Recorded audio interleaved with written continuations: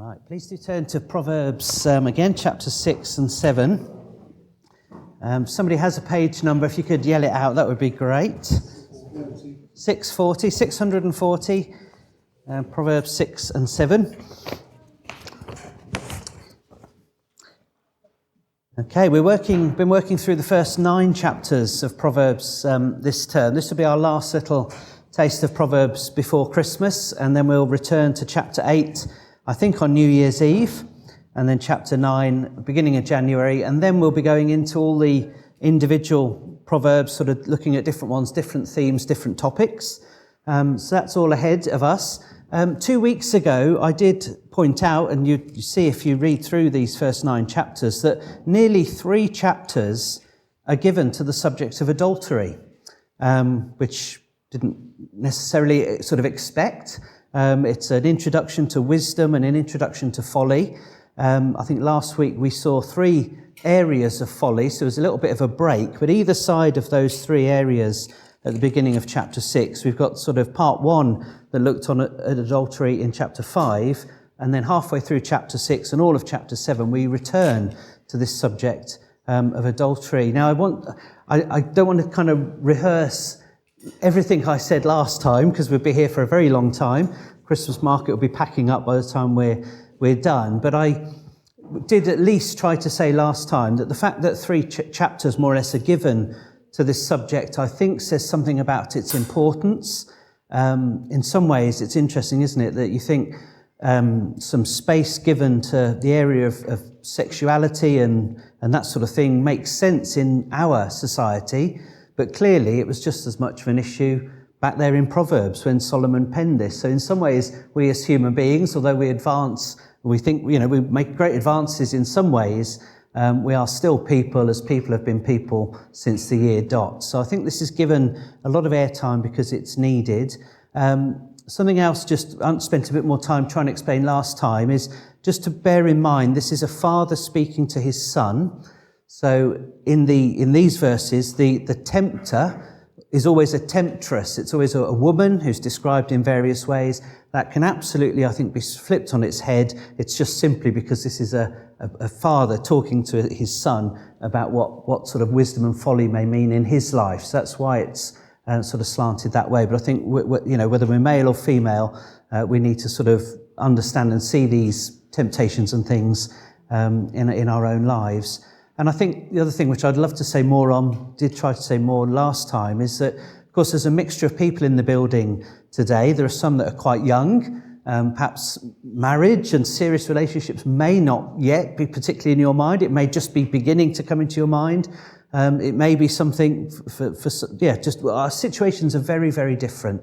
I said last time that God calls some to marriage, God calls others to singleness.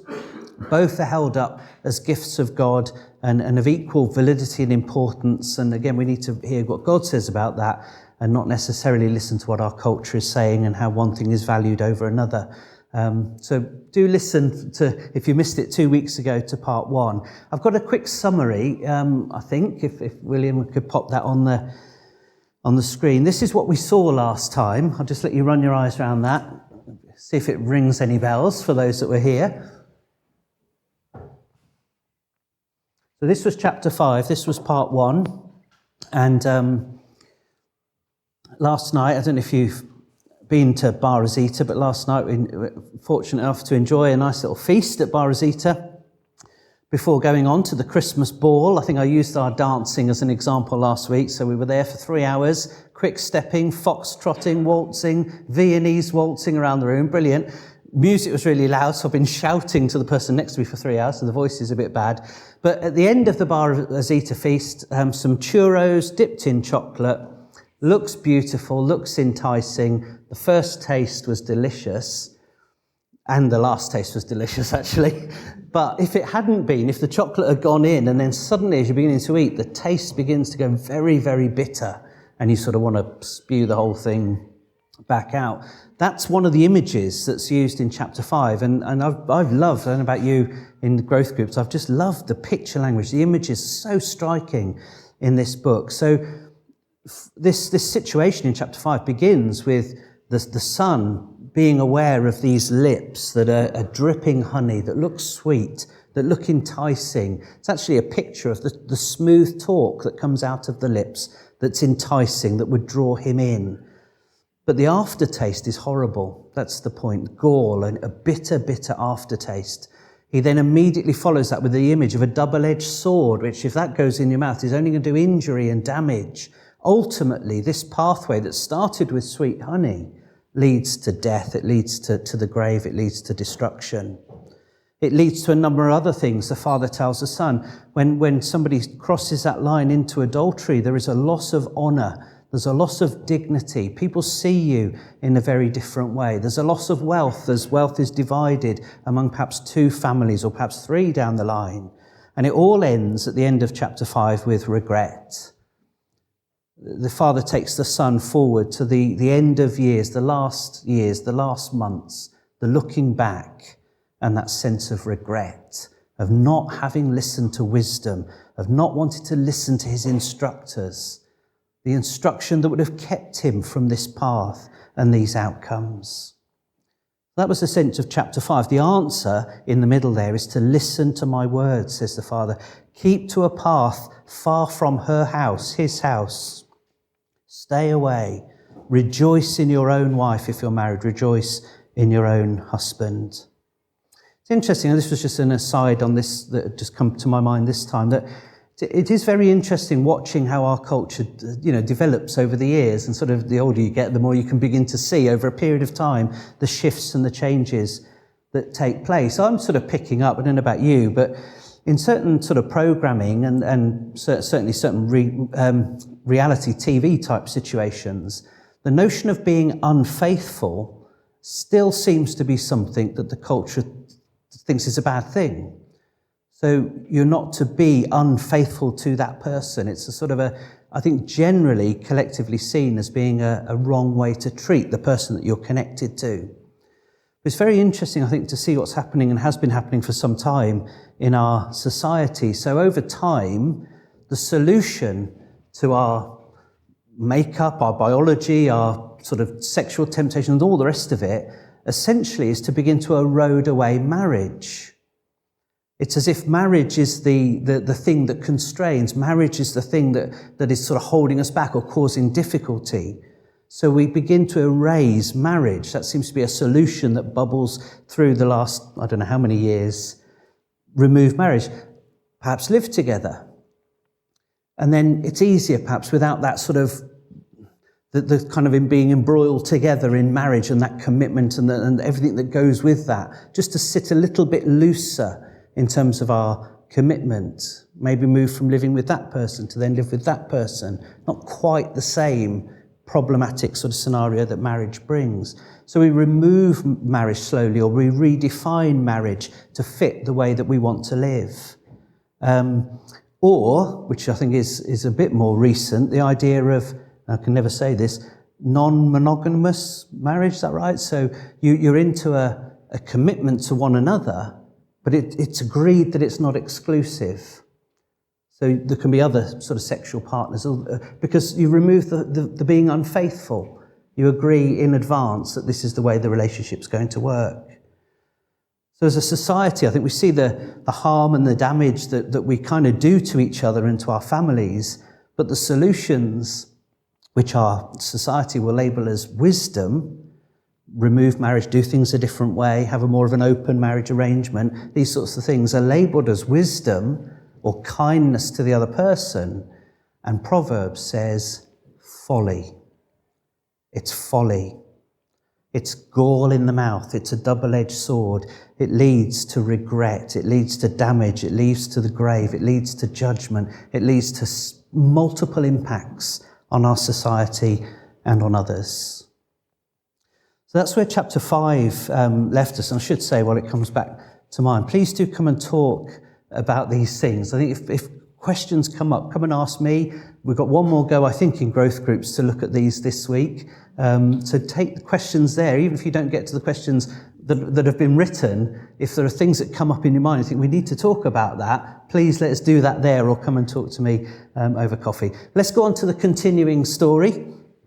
So we're moving now into the end of chapter 6 and into chapter 7. And in chapter 1, the father says that in the book he's going to talk a lot about riddles and proverbs and parables. And he wants us to have the wisdom as we go through the book to understand them rightly. So we're going to go to chapter 7. Open that up if you can at verse 6, because the father now tells the son a parable. He creates a story, and he's like, by telling the story, wanting the son to learn wisdom. So let me just read to you the parable that he comes up with. He says, at the window of my house, got a window right here. At the window of my house, I looked down through the lattice. So you've got the father perched at the window in his story, sort of looking down and seeing this scene down below. And he says, verse 7, I saw among the simple, I noticed among the young men, a youth who had no sense. He was going down the street near her corner, walking along in the direction of her house. At twilight, as the day was fading, as the dark of night set in, then out came a woman to meet him, dressed like a prostitute and with crafty intent. She is unruly and defiant, her feet never stay at home. Now in the street, now in the squares, at every corner she lurks. She took hold of him and kissed him, and with a brazen face she said, today I fulfilled my vows. So that's presumably the temple, the religious vows. I have food from my fellowship offering at home. So I came out to meet you. I looked for you and I have found you. I've covered my bed with coloured linens from Egypt. I've perfumed my bed with myrrh, aloes and cinnamon. Come, let's drink deeply of love till morning. Let's enjoy ourselves with love. My husband is not at home. He's gone on a long journey. His purse is filled with money. He will not be home till full moon. With persuasive words, she led him astray. She seduced him with her smooth talk, and all at once he followed her. So we'll pause it there. You probably won't remember, back in chapter 1, the simple are one of the groups within society. It doesn't mean, someone who's thick or dumb or anything like that. It means it's a category of person who's seen as being untaught. Sometimes the younger you are in years, the more easy it is to be in that category, simply because of life experience is limited. So someone's a little bit untaught, inexperienced, young. Linked to that then is a vulnerability. That's somebody that could be easily led. They haven't got the years of wisdom and instruction to help them to make decisions. So this person that the father's seeing out the window is in that category. Simple, a young person who hasn't got that experience, who's vulnerable. Then we see the actions of the tempter, verses 10 to 21. I've listed some of them up there, but all of the five senses, notice that eventually, all of the five senses are involved in this sort of act of temptation. Taste, the food. It's ironic, isn't it? I've been to the temple or wherever, I've done my fellowship offering, and some of that meat, I guess, or whatever the food was, is at home, it's cooking right now. There's food at home to be tasted. The candles are on the table. The smell of the perfume that's been placed over the bed, the sight of how she is dressed in this situation could equally be how he is dressed, the linen sheets from Egypt on the bed, touch, the kiss, and then hearing, big emphasis on hearing throughout these 3 chapters, the promises that she's making, the words that she speaks. Come, let us drink deeply, verse 18, of love till morning. Let's enjoy ourselves with love. Words of seduction, words of assurance. This is secret. Don't worry, verse 19. My husband's not at home. He's gone on a long journey. His wallet was full. He's going to be sometime. He won't be back till full moon. It's safe. Nobody will know. Taste, smell, sight, touch, hearing. 3 things, I think, just to observe that jumped out at me from this. Verse 15, I think, are telling words. Have a look at verse 15. So I came out to meet you. I looked for you and have found you. There's something there, isn't there, that in terms of the recipient hearing those words, I'm wanted. She searched for me. I'm valuable in her eyes. All that she's done is for me. These three chapters, I think, are very heavily laden with the physical act of adultery and the things that lead to it. But often, for many, it's the sort of emotional adultery, isn't it, that is where it starts. And the physical may follow sometime later. Here's another person, another man, another woman who listens to me, who cares for me. They've come for me, they've searched for me, they've found me, I'm special to them, I'm valued by them, I mean something to them. And these are the sort of roots often that then can develop. It's you that I want, is what she's communicating. And of course the recipient is, I want to be wanted. The second thing, interestingly, is the language of love in that verse 18. Come, let's drink deeply of love till morning. Let's enjoy ourselves with love. Very interesting, again, isn't it? Just in terms of our culture, if it's love, then it can't be wrong, can it? God is love, and therefore if this is love, then it must be right. Love is good. Love is to be celebrated. Love isn't that old marriage thing again, keeping love locked away. Of course, there's no mention here on the wife's part of her love for her husband or whatever connections the son may have. The other thing of note here is the secrecy, verses 19 and 20. My husband is not at home. He's gone on a long journey. His purse is full. He won't be home till full moon. It's safe. You won't be found out. We won't be found out. It's only you and me that know. Nobody will know. I would say most of the time when any kind of sexual sin is involved, it's normally under an apparent cloak of secrecy. It's locked away. Only you know. Only the two of you know. There is a haunting verse in chapter 5, verse 21, which says, for your ways are in full view of the Lord, and he examines all your paths. Secrecy is a folly. It's an untruth the Lord sees. The images of consequences, which again we saw lots of in chapter 5, are here again, verse 21, where I stopped reading. Have a look down again. With persuasive words, she led him astray. She seduced him with her smooth talk. All at once, he followed her like an ox going to the slaughter, like a deer stepping into a noose till an arrow pierces its liver, like a bird darting into a snare, little knowing it will cost him his life. So the ox, the deer, the bird, all ensnared suddenly, unexpectedly, and sort of with catastrophic results for them.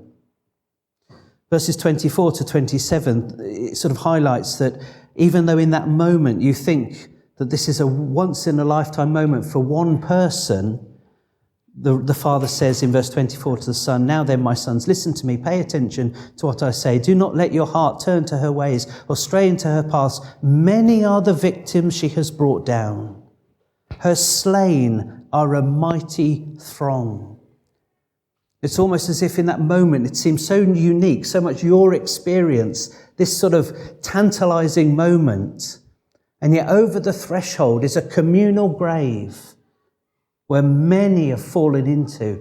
I don't think it's just saying about this particular lady or man or this one situation, but in human history, the multitudes have fallen into this pit. Her house, verse 27, is a highway to the grave, leading down to the chambers of death. And we won't have time to look at the end of chapter 6, which is all about the husband's jealousy, the one who's away, the one that will never know. You want to read about how he feels about things, read the end of chapter 6. For jealousy arouses a husband's or wife's fury, and she will show no mercy when they take revenge.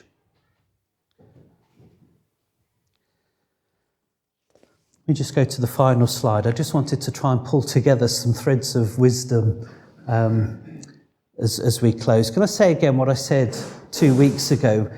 When Jesus said the words that anyone who looks lustfully at another human being has committed adultery in their heart, at that point, all the people in this church or in this country or in this world, since the moment Jesus spoke, that may have been tempted to sort of look down their nose at somebody that had fallen into this kind of sin, suddenly 90% of the world has committed the same sin.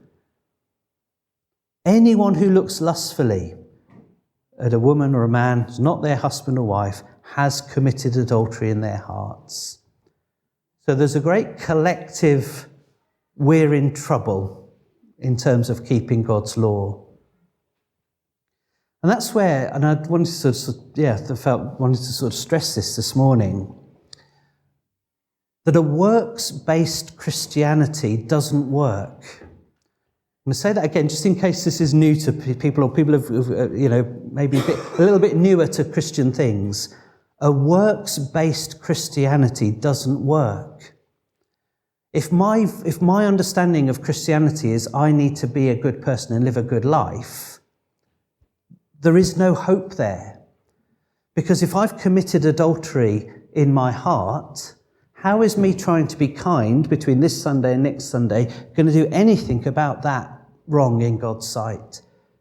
As kind as I might like to be, or as gentle as I might like to be, or loving, or love my neighbour, do all of those things, it can't erase the fact that my heart has committed adultery. Or to use Jesus' other thing, when I've felt hatred in my heart to somebody, I'm guilty of murder. My Christianity that is trying to be good can't deal with all of this stuff. That's not what Christianity is all about. Dave's introduced us this morning to Christmas. Christmas is on the horizon. Jesus' journey, God's journey, from heaven into a human body, in a sense, is completely unnecessary if Christianity is just, I've got to try to be good. The only reason I can think of that God would come as a human being is somehow to show us an example of how to live. If Christianity is about trying to live well, the only trouble with that is that as we watch Jesus live, we're condemned further. I'm even further from living well when I look at how he lived and who he was. So Christianity is not works-based. Live well, do the best job you can. The angels, I think it was, wasn't it, said to the shepherds, today I bring you good news of great joy that will be for all the people. Today in the town of David, a Saviour has been born. He is Christ the Lord. That's the message of Christianity, that God has come as the Saviour from ourselves, from the way that we live, the holes that we fall in, the mistakes we make. And the good news of that, the hope of that, is if you're sat in this room this morning and you have personally been guilty of this in your heart and with your body, then Jesus says, I am the Saviour that you need. All your sexual sin, whatever it may be, all of your whatever sin, I have willingly come to take upon myself on the cross. That's good news, isn't it? There is no hope like that anywhere else that we can find. And that's why we, in a sense, as in this room here this morning, both if we're Christians, whatever it is in our past, we come to these topics knowing that Jesus has lifted us up, put us on his shoulders. That's the image from the Women's Day, isn't it? If the shepherd has put you on his shoulders, he rejoices in you, he's come for you, he's died for all of your wrongs, he's made you his own, he's adopted you, he's washed you, and he's taken you to glory to be with him forever. He loves you. That's why we can look at these subjects and any others. And that's why if you're sat in this room this morning and at the moment you haven't turned and put your trust in Jesus, can I say, look at what he's done. He has come that you can be declared completely righteous in the sight of God. He will lift all of your sin and wrongdoing and pay for it fully on the cross, willingly, because he loves you and he doesn't want you to face judgment. He would rather face judgment for you than you face judgment. So it's a message of hope, isn't it, for those that know Jesus now. And for those that don't, please hear him say, come to me. Come to me with your burden, and I will willingly take it and make you new. The other things just in this 2 to 5, what are we picking up in these 3 chapters? We're seeing that marriage does matter. We might be erasing it as a society, but it's God's wisdom. It's his provision for some. It's not what he calls everybody to. He doesn't value it more than singleness or anything else. But in God's economy, marriage matters. So please, everyone here, protect the marriages of other people by the way that we act. And if you're married, pick up back in chapter 5, rejoice in your wife, rejoice in your husband, drink from your own cistern, love one another, grow that marriage, invest in it. Thirdly, a bit cryptic, from beauty to lust. Again, you can chat about this in growth groups or come and talk to me afterwards. I'm trying to get my head around the way things work. So chapter 6, verse 25, big deep breath, we're nearly there, everyone. Chapter 6, verse 25, says, do not lust in your heart after her beauty, his beauty, or let her captivate you with her eyes. I think, and it'd be interesting to know what you think, I think that there is a bit of a thing that happens here. We start, I think, with beauty. We see beauty. We see beauty in one another. We see beautiful people. We see things that are beautiful. That's, I think, a good thing. God has given beauty. I was given it in spades, as you can see. Beauty's in the eye of the beholder, of course. So again, we're all wired differently, but there are beautiful things. There are beautiful people. There are things that God has created. They are good.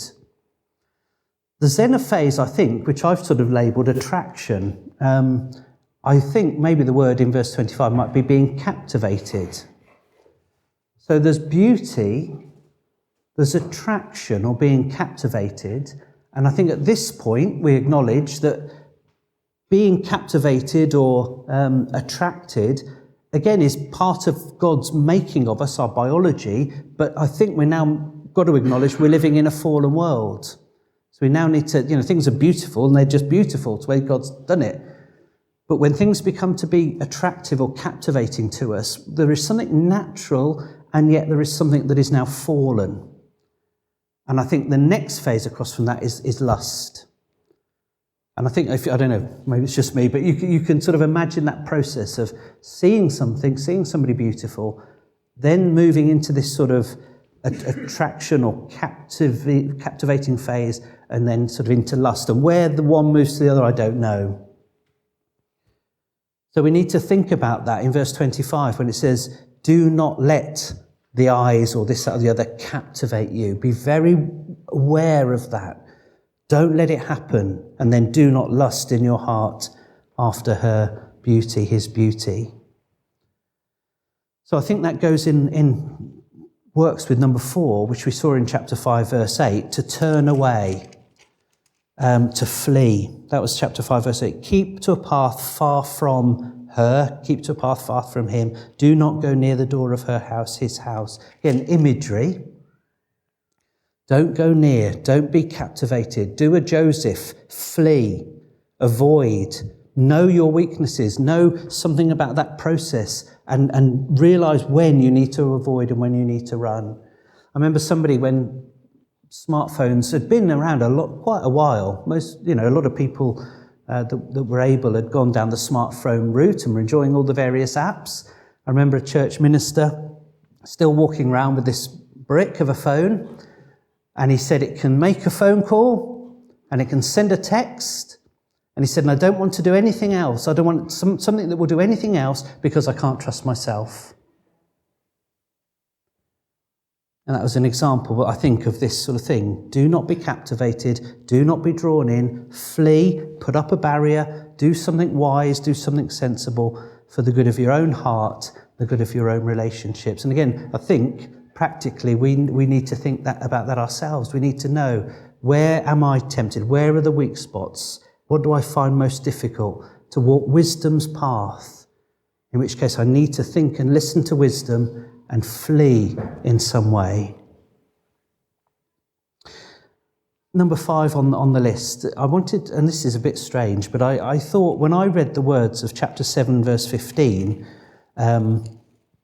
where the woman says in this scenario, I came to meet you, I looked for you, and have found you. And there's something in us that wants somebody to come looking for us and to find us and to value us and show us our worth in that way. It seems very odd, doesn't it, to say, as I read chapter 7, verse 15, I heard the words of Jesus. I came to meet you. I looked for you. I have found you. I think when we're in that situation and somebody else, who perhaps is not our husband or wife or whatever, is looking to, they're bringing something that we want, the answer is that we need to look to the God of Philippians 2, who left heaven and left the glory there with his Father and with the Spirit, and took a human body, became a servant, came as a human being, obedient to death, even death on a cross. I came to meet you. I looked for you. I found you. What we need is in him.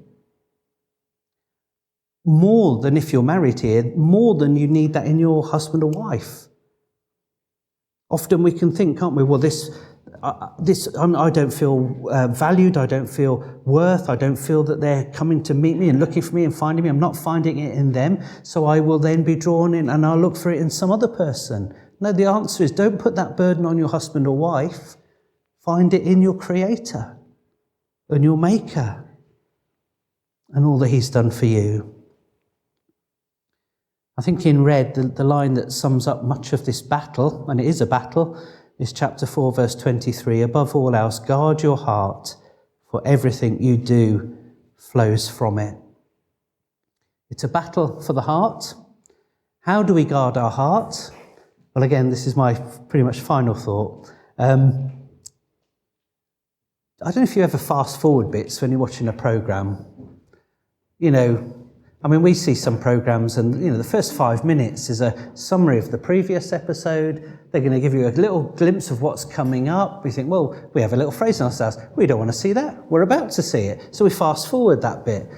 You could do it with all sorts of programmes. So one thing I noticed in me when we're going through Proverbs is in all of these situations, the father has a little preamble.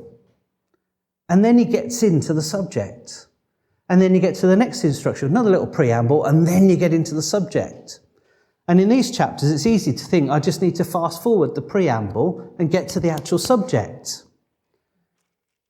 But my question as we finish is, how do I guard my heart? If the guarding of my heart is going to then guard my life and my actions, how do I guard my heart?